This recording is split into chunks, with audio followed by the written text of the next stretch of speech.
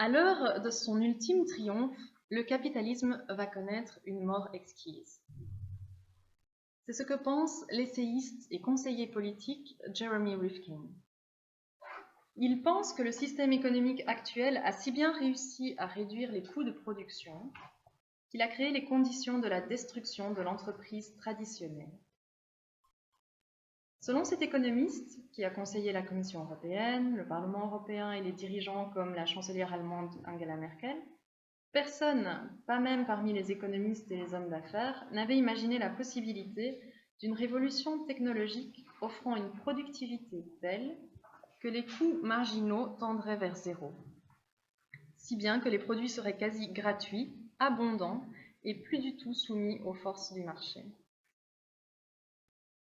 Les industries qui survivent aujourd'hui avec des marges très faibles s'effondreraient face à la concurrence de petits opérateurs n'ayant pratiquement pas de charges fixes.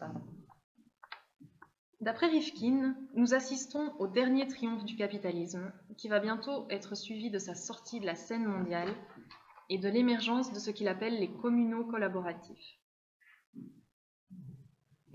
Selon lui, des cendres du système économique actuel pourrait naître un modèle inédit, soutenu par le rythme extraordinaire de l'innovation dans les secteurs de l'énergie, des communications et des transports. Ce serait un événement historique exceptionnel, étant donné qu'il s'agirait du premier système économique neuf depuis l'avènement du capitalisme et du socialisme au début du XIXe siècle. Et cet événement transformerait radicalement notre mode de vie dans les années à venir. D'après Rifkin, il le fait d'ailleurs déjà. Simplement, ce n'est pas encore formulé. Certains secteurs, comme la musique et les médias, sont déjà déstabilisés par la capacité d'Internet à laisser des individus et de petits groupes concurrencer des acteurs majeurs solidement établis. Par ailleurs, d'après lui toujours, l'intégration de l'impression 3D et de certaines avancées techniques dans le domaine de la logistique signifie que le phénomène est en train de passer du monde virtuel au monde physique. Pour lui, ce nouveau système économique contribuera à atténuer certains problèmes majeurs, comme le changement climatique et la rareté des ressources, et à réduire la pression sur le monde naturel, parce qu'il nécessitera une faible quantité d'énergie, de matériaux, de travail et de capitaux. L'économiste estime que peu de gens sont conscients de la gravité du danger auquel est confrontée l'espèce humaine, en particulier du fait du niveau croissant des précipitations et des conditions météorologiques extrêmes. Il souligne que les écosystèmes ne peuvent faire face au bouleversement du cycle de l'eau sur la planète et que nous connaissons la 6e crise d'extinction massive des espèces vivantes. Nous pourrions perdre 70% des espèces d'ici la fin du siècle. Peut-être sommes-nous en train de mettre en péril notre capacité de survie sur cette planète. Dans l'histoire, le succès d'une économie a toujours reposé sur 3 piliers: les communications, l'énergie et les transports. Selon Rifkin, ce qui distingue notre époque est le rapprochement de ces 3 secteurs pour créer un super Internet. Les changements radicaux survenus dans le domaine des communications sont bien connus, mais Rifkin affirme qu'une révolution des transports est imminente. Dans 10 ou 15 ans, on aura une électricité à coût marginal quasiment nul et probablement des voitures imprimées, prédit-il. Par ailleurs, avec la navigation par GPS et les véhicules sans conducteur, on va voir dégringoler les coûts marginaux de transport grâce à cet Internet de la logistique automatique. Rifkin est particulièrement intéressé par les bouleversements qui gagnent actuellement tout le secteur énergétique et il met en avant les millions de petites et moyennes entreprises, de propriétaires et de communes qui produisent déjà leur propre électricité verte.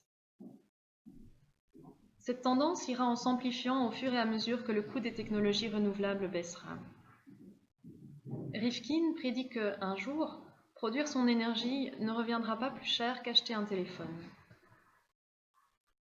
Vous pourrez produire votre propre énergie verte et vous rendre sur le nouvel Internet de l'énergie pour programmer vos applications de manière à partager vos excédents sur le réseau. Vous pourrez aussi utiliser le big data de la chaîne de valeur pour voir comment l'énergie est distribuée. Ce n'est pas une théorie, c'est juste le début de quelque chose. Rifkin est convaincu que rien ne devrait être en mesure d'arrêter cette révolution économique, mais selon lui, elle risque d'être dénaturée si des pays et des entreprises gagnent la bataille pour le contrôle d'Internet. Quand de vieilles industries parviennent à monopoliser les tuyaux, les infrastructures et détruisent la neutralité du réseau, les monopoles mondiaux et Big Brother se mettent à prospérer. Mais si nous sommes capables de maintenir la neutralité du réseau, tout consommateur qui deviendra à la fois consommateur et producteur, ce qu'il appelle un prosommateur, peut déjà, avec son portable et ses applications, s'introduire sur cet Internet des objets qui est en train d'émerger. Les gens pensent que tout ça est encore loin, mais si, en 1989, avant l'apparition du web, j'avais dit que 25 ans plus tard, les communications se seraient démocratisées et que 40% des êtres humains s'enverraient toutes sortes de contenus informationnels, ils n'y auraient pas cru. Ne craint-il pas que la capacité de produire des biens à si bas coût ne finisse, avec la frénésie d'achat d'une part croissante de la population mondiale, par peser encore plus lourdement sur les ressources limitées de la planète?